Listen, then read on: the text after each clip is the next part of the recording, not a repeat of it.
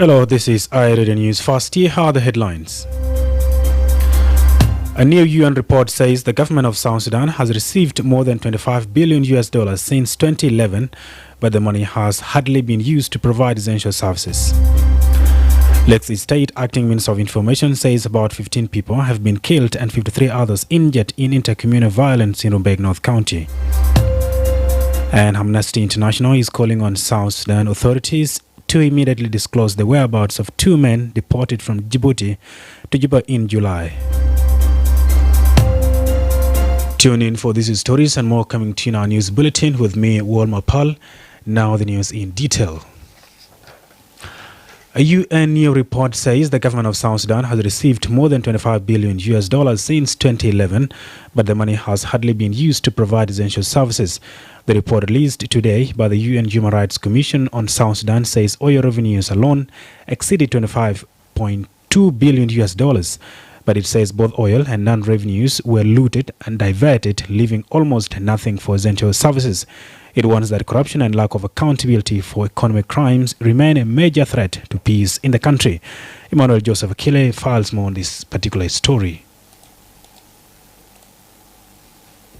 A nation, how rampant corruption unleashed a human rights crisis in South Sudan.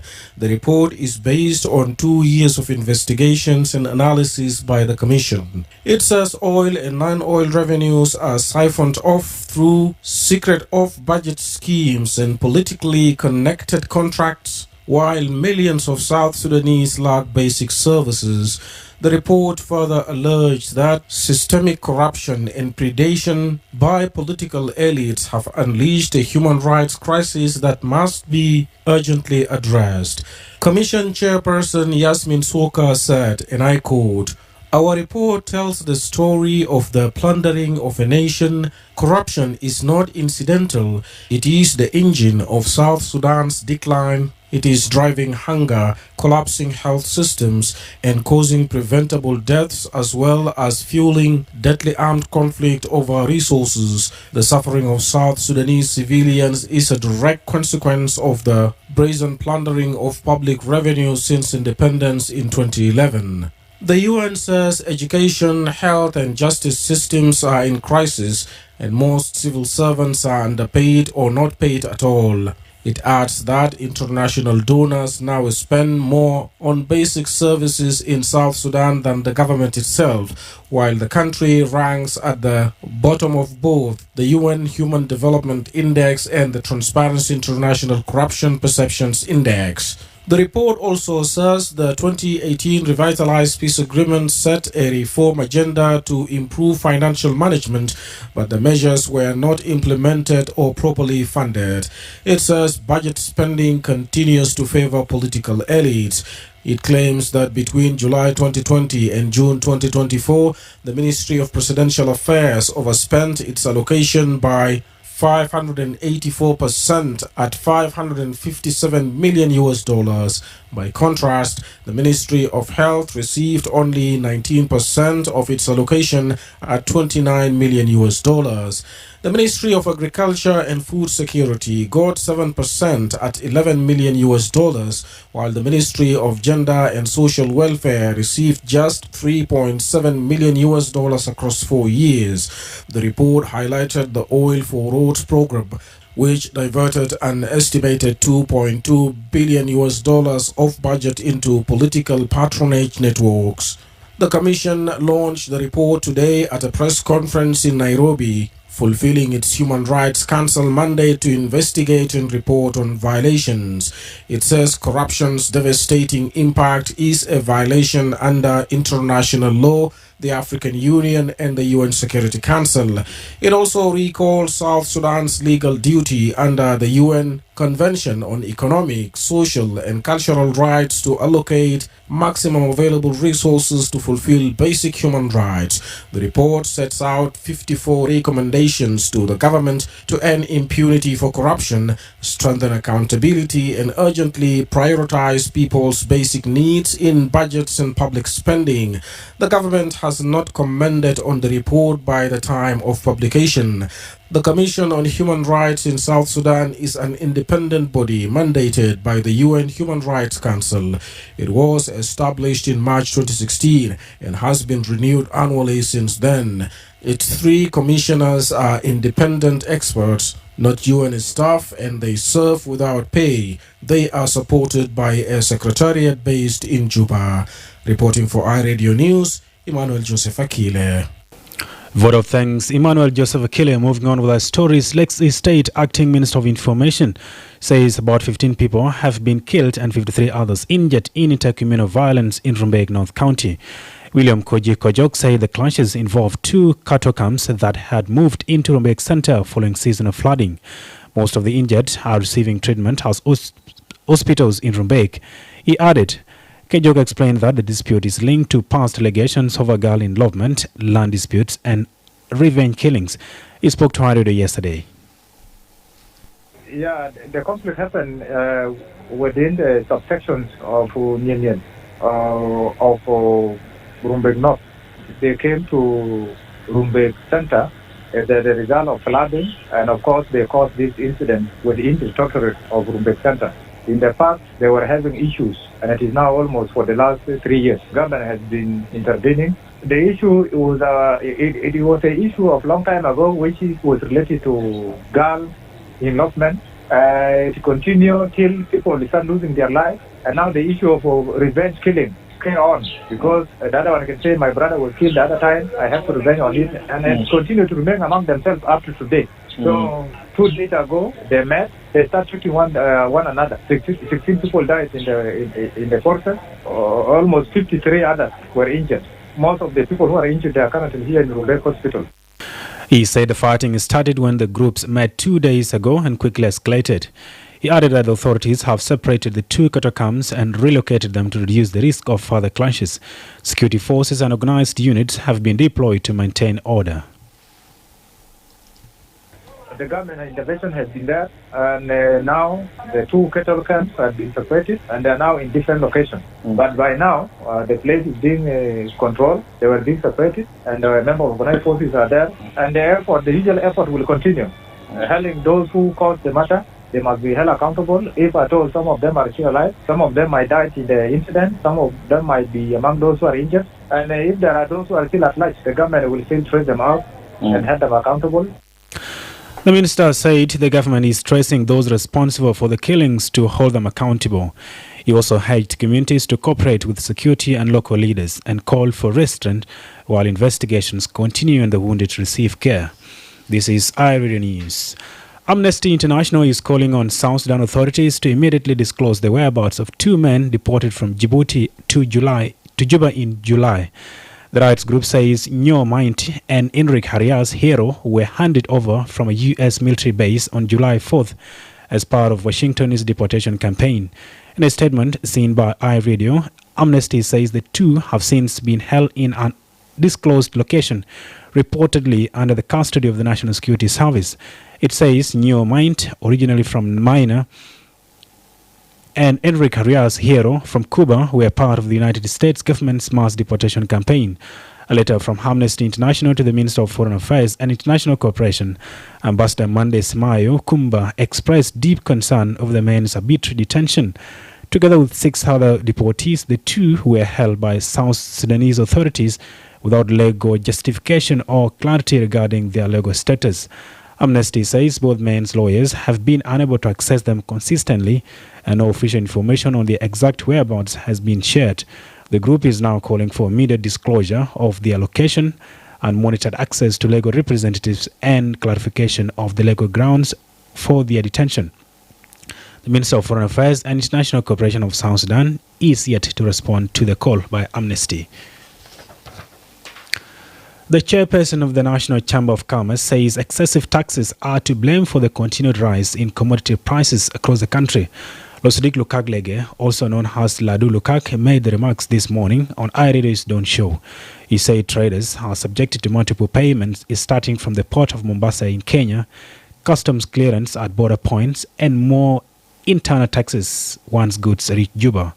Lukak added that even after traders complete official clearances, they are often pursued by unidentified groups demanding extra payments. The business tycoon said these charges leave traders with no choice but to increase the prices of goods. collection بتاع بعض من المؤسسات القاعد يشيل قروش من تجار ضرائب سنو حاجات دي بيقى فرضوه بطريقه اللاجله ده عشان كده التجار ما بقدر يقولوا يا اخي انا انزل بضاعتي لانه انت علينا مثلا بتفوق في نمولي بتفوق في مومباسا بتفوق في كينيا بتفوق لما تصل جوبا بتفوق في جماعة نافين ورايتا كده زي الصقر كده لازم تاجر تفكلهم هذا ده كله تاجر بيعملوا كوم كلام ده كله بيجي كتو في دهر تموات جسيرنا عشان كده يعني الكل وقت قال أسعار مرتفع ده في بعض من حاجات ذاته يعني نين يعملوا ارتفاع الأسعار ده. Now let's move to the National Parliament, where a lawmaker has criticized the economic cluster led by Vice President Dr. Benjamin Bol Mapal for failing to honor its pledge to pay civil servants on the 24th of every month. Last month, Machok Majongjong, an SPLM MP representing Kwach in Warab State, submitted a motion to summon Vice President Mapal, who chairs the economic cluster. Speaking during a parliamentary sitting on Monday, Machok again demanded the Vice President appear before the House to answer questions about the state of the economy. He accused the cluster of lying to the people of South Sudan after pledging in April to ensure salaries are paid regularly. Right, Honorable Speaker, on the 26th of August last month, I have submitted my motion concerning the issues facing our country. The motion is about to summon the Vice President, who is responsible for the economic cluster, to appear before this House, to come and interrogate before the House. Now, as I said, is a chairperson of the economic cluster.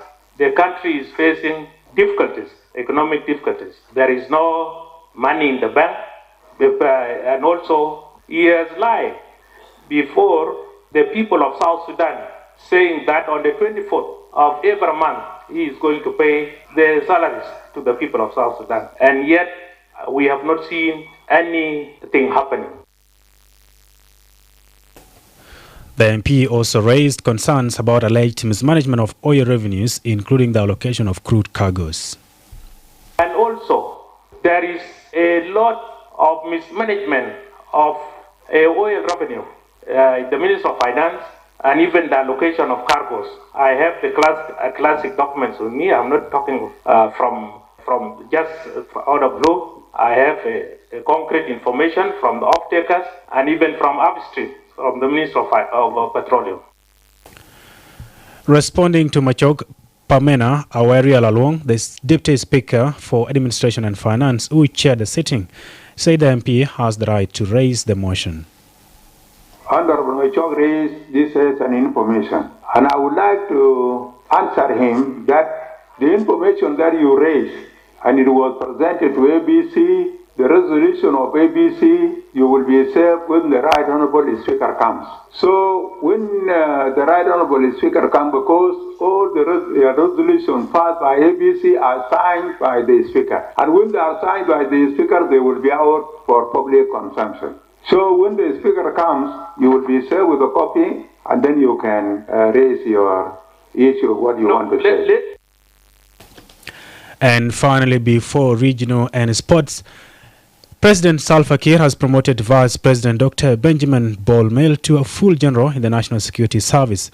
According to a statement from the office of the President issued yesterday, Dr. Bol Mapal rose from Lieutenant General to full general.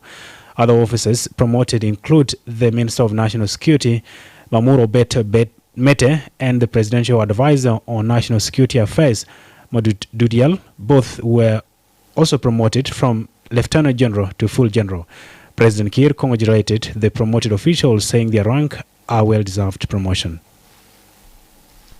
Battles after battles, action after action, you deserve the rank that you have now taken. Only to congratulate you and go well with blessing. Vice President Wol Mapal, who also serves as chair of the economic cluster, becomes one of the top officers to achieve this military rank. In a statement seen by Arido, Vice President Mapal welcomed his promotion, saying the work of the security service is to secure peace for all citizens. He said in the statement, and I quote, "The true measure of our work in the national security will be the confidence of every South Sudanese to live in peace and raise their children in a nation of progress and opportunity." End quote. The promotion ceremony took place at the President's office and was attended by the Minister of Defense and Veteran Affairs, General Jolthon Balok. You are listening to iRadio News, and now to the regional international stories brought to you by prestigious Millers Company Limited. Here is Ellen Samuel. Good afternoon and welcome to the international news brought to you by Prestige Millers Company Limited. Malawians are voting in presidential and parliamentary elections following a turbulent 5 years that has seen the economic crisis worsening in the southern African nation. President Lazarus Chakwera is vying for a second term, his main rival being Peter Mutharika, an octogenarian who has previously been in office. In the cities, campaigning has been overshadowed by fuel shortages, which have led to long, frustrating queues at petrol stations. The rising cost of living has also been a major concern of voters. Elsewhere, police have physically removed the Gambian's Auditor General Momodu Sise from his office after he refused to give up the post in a government reshuffle carried out by President Adama Barrow. Chise, who has spent almost 3 years as Auditor General in the West African state, says he had turned down Barrow's recent offer to become Trade Minister. Yet the President insists that Chise originally agreed but later changed his mind. The role had angered many Gambians, with some accusing the President of trying to replace Chise with someone who will shield him from corruption allegations. And finally, a United Nations Commission of Inquiry says Israel has committed genocide against Palestinians in Gaza. A recent report says there are reasonable grounds to conclude that 4 of the 5 genocide acts defined under international law have been carried out since the start of the war, with Hamas in 2023 killing members of a group, causing them serious bodily and mental harm, deliberately inflicting conditions calculated to destroy the group, and preventing births. It cites statements by Israeli leaders and a pattern of conduct by Israeli forces as evidence of genocidal intent. And that's the end of the regional and international news. With me, Helen Samuel, brought to you by Prestige Millers Company Limited. And now to the world of sports. Here is Darlington Moses.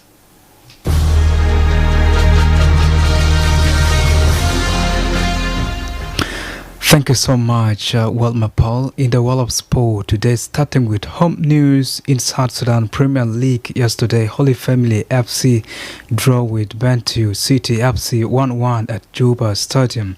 Daniel Dude and Ted James scored for the two teams. Meanwhile, in the evening game yesterday, Koream FC and Olympic FC ended 2-2 draw. Eunice Aljak, Dominic Abonga, Chanjuak Yusuf scored for both teams. Today's fixtures continue with Malakia FC Juba facing Al Hilal Wow at 1 p.m. followed by Awil Derby, where Wajuma FC will face Salam Awil at 4 p.m. Jared Gordon says he may be made the wrong decisions to fight Rafa Garcia at UFC Norwich on Saturday, a day after being hit by a car. The American lightweight, 37 years old, was stopped in the third round by Mexican-American Garcia following a succession of elbows on ground in San Antonio, Texas. Gordon fought with a sleeve covering his knee before later revealing that he had sprained a ligament a day earlier after being hit by a car. Italian skier Matteo Franzosco has died following a train crash in Chile on Saturday. He had been placed in a medically induced coma in a Santiago hospital after suffering a head injury in a collision with a defense in La Parfa. Soso, who would have celebrated his 26th birthday on Tuesday, made his World Cup debut in December 2021. He made 17 World Cup starts, with his best performance a 28th place finish in the Super G at Cortina at Zempozo in northern Italy in 2023. Molly Gaudary's bid for world pole vault gold was ruined by injury in Tokyo, Japan, where the brutal conditions led to Emily Carres pulling out of the men's marathon less than 3 miles from the end of the race. Britton Cowdery, the 2024 World Indoor Champion, rolled her ankle in the warm-up after she planted her left foot into the landing mat after a running through. The 25-year-old, who failed to qualify for the Olympic final last year, received medical attention and was given support from her fellow athletes as the realization struck that her competitions had ended before it had even begun. Emotional, she covered her face with her hands as she was taken away from the track in a wheelchair shortly before the competitions got underway. This is all in the world of sport, and back to you, Wol Mapal.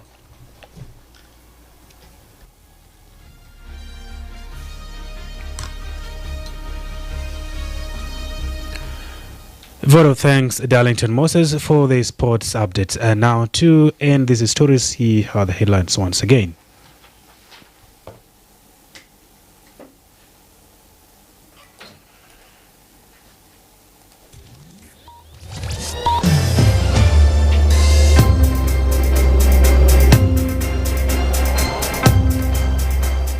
A new UN report says the government of South Sudan has received more than $25 billion since 2011, but the money has hardly been used to provide essential services. Lexi State Acting Minister of Information says about 15 people have been killed and 53 others injured in intercommunal violence in Rumbek North County. And finally, Amnesty International is calling on South Sudan authorities to immediately disclose the whereabouts of 2 men deported from Djibouti to Juba in July. That is the end of iRadio Afternoon News. If there is a story or an event you would like iRadio to cover or report about, please send us a text message on +211 925 287 870. It's also our WhatsApp number. Follow us on X at iRadio Juba, like our Facebook page, iRadio, subscribe to our YouTube channel at iRadio South Sudan. You can also visit our website and listen to us online at www.iradio.org. Stay tuned for news in Arabic at 1:30. I've been your host, Wol Mapal, on iRadio's news team behalf. Thank you for listening.